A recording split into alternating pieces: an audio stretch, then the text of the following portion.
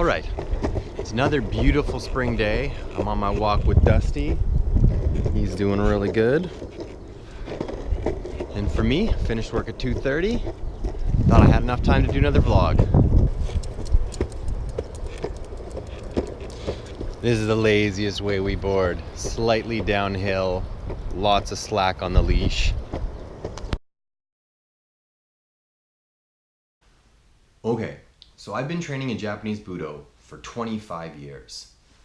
Over those 25 years, I've been a white belt who thought he knew everything, to becoming a black belt who thought he knew everything, to becoming a black belt who realizes that this is a lifelong pursuit and you actually don't know anything, and until you have the opportunity to test it, you really don't know everything.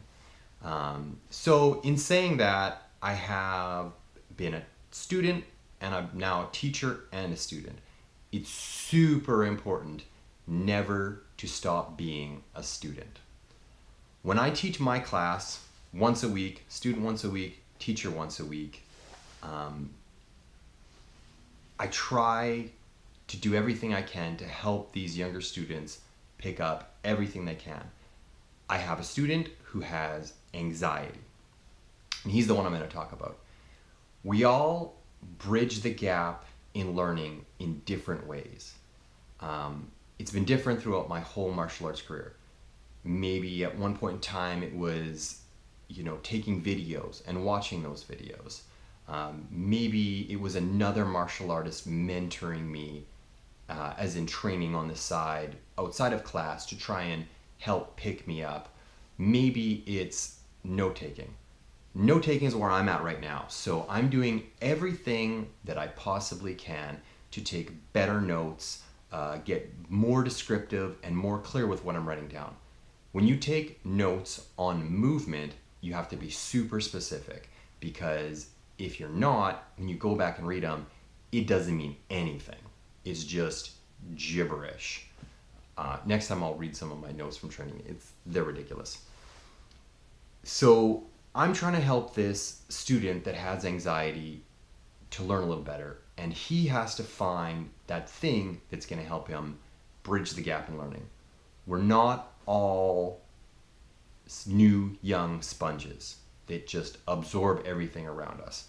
Maybe when I started training when I was 12 or 13, I was just a sponge, just collecting up everything.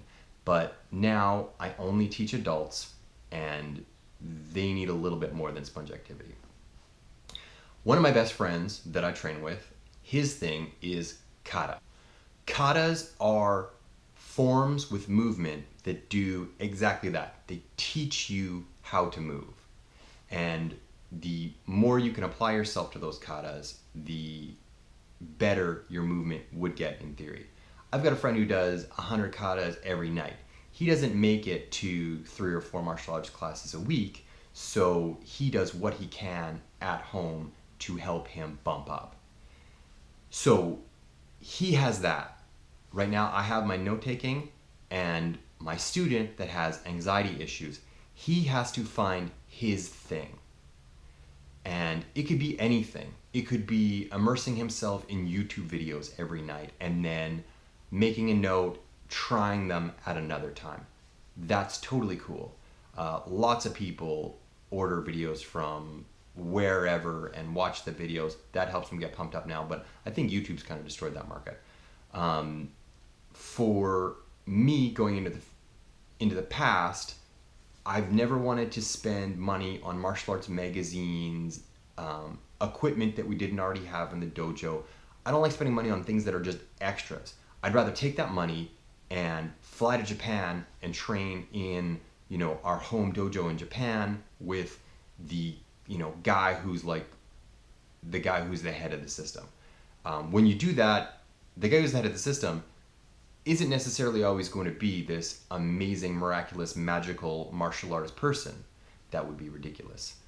Those people that are billing themselves as that, pretty much all the time frauds. I don't think I've ever seen a magical martial artist that was legit. But when you go to that, home dojo, wherever it is, it could be, in the Philippines or in Iceland or in Japan in my case, you just get to see a slice of the demographic of people that are training your martial art, as well as maybe all the people that are amazing at your martial art. So I guess what I'm trying to say is, if I bring this all together, is if you're an older martial artist and you're struggling for that thing that helps you learn, just keep going, keep looking for it. Try many different things, YouTube it, Google it, do the thing that helps you learn. Find out the thing that helps you learn and then do it. And you will get better. You might get better slowly, but just the commitment of spending that extra time outside of class to look into something that's gonna make you better it's gonna work. It's gonna make you better. So I've been trying to figure out the best way to end these. So far, this is my best idea.